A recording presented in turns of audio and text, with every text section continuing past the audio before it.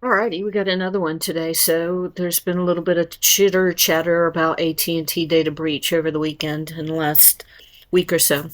And so this is the topic of the day that I'm going to try to learn a few things, and maybe we can learn together. All right, so the summary of this one is that AT&T suffered a data breach probably as far back as 2021 or 2020. AT&T indicated at that time that there was no evidence of a breach. They have acknowledged, I think over the weekend, that there was a breach and that this data has shown up on the dark web. AT&T is indicating that about 7.1 million current customers are affected and that they are reaching out to those customers. I think they're doing a mandatory password change as well. Some other reports indicate that there are also about 65 million former customers who may have been affected, and so far from the articles that I read, AT&T has not addressed those customers yet, the former customers. The threat actor who claims responsibility is an organization called ShinyHunters, and this ShinyHunters is a black hat criminal enterprise with a reputation for data breaches, including some with Microsoft, Mashable, and Pixlr. The rabbit hole for this one is kind of tough. There's been approximately 3 years between the announced breach by the threat actor and the actual acknowledgement by the corporate victim. The articles I read are posted by Bleeping Computers, Troy Hunt, CNET, and Experian. And I went to Experian just to see what the difference is between a fraud alert and freezing credit for a potential victim. Okay, but all these sites provide really good information about the breach and or how to mitigate breaches. Okay, so what are some of the takeaways as a potential victim? So if you have been notified by AT&T or you know that you are a previous customer, you might want to update your passwords and don't reuse them elsewhere. If you're not using multi-factor authentication, please use multi-factor authentication on any site that allows you to do it.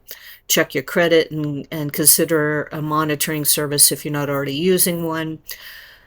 You don't want to rely on the victim company to help you with free monitoring services. That has traditionally been a process that they will engage in, but you never know, and you don't want to wait a couple more months or however long it's going to take AT&T to provide that service for free. And then be vigilant regarding phishing and smishing.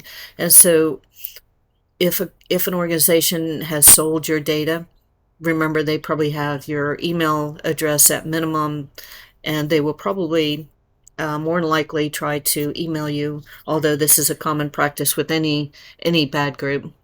Okay, so what are some of the rabbit hole questions about this particular breach? What took AT&T so long to acknowledge that this had occurred? Did they really sincerely think that they were not breached? Were they doing stuff behind the scenes to check? And were they knowledgeable years ago when this happened and they just never got around to admitting it? And then why are they not addressing the former customers yet? So the articles I read did not mention anything that they were doing for the former customers, but we'll see how that goes.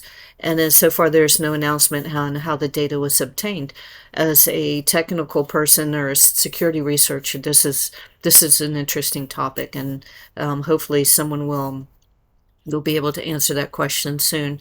And then a question just at a random is, why is the data not encrypted at rest? I think this should be a common practice for organizations that hold data for customers. And notice the first thing that happens when a ransomware attacker hits your organization or hits you. First thing they do is they encrypt your data. They encrypt your hard drive. Okay, so what is a black hat? It's just another term for bad guys. So these are some of the terms that were in the articles that I read. So black hat is just another term for a bad guy. Okay, what about data breach? The data breach, this is an incident when confidential information or private data is accessed without permission. And in this case, someone's trying to sell it.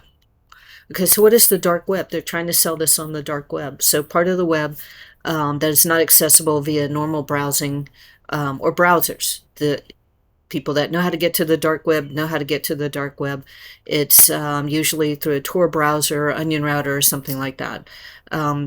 This is a spot for the bad guys and the good guys trying to catch them. Okay, so what is multi-factor authentication? This is the process of authenticating you are who you say you are by using more than one form of identification. And so some of this is like your password, maybe a fob, maybe your an SMS, fingerprint. Those are different types of authentication. Phishing and smishing. So these kind of go together. This is when the bad guy tries to social engineer you into providing information. So they try to trick you. They try to con you into giving you your information to them. And so phishing is conducted through email, and then smishing is accomplished through texting.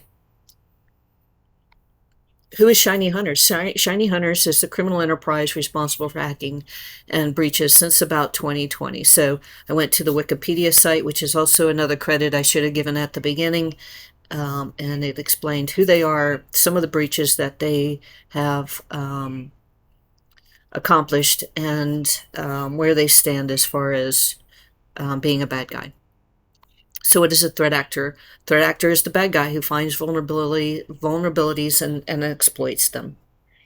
Who is Troy Hunt? I did not know this guy, but it sounds like he's a pretty smart fella. He's a Microsoft team member. He's also the creator of Have I Been Pwned? So he has a blog, and the link that to his blog is on the back of my credits. And here's the credits. So real quick, although this was a fast review, I do use Stable Diffusion and Thumbnail AI to create images, although there's not a lot. It's usually just the thumbnail and the title page. I did go to CNET. I went to Bleeping Computer. I went to Troy Hunt's blog. I went to Have I Been Pwned? I go there quite often to check mine.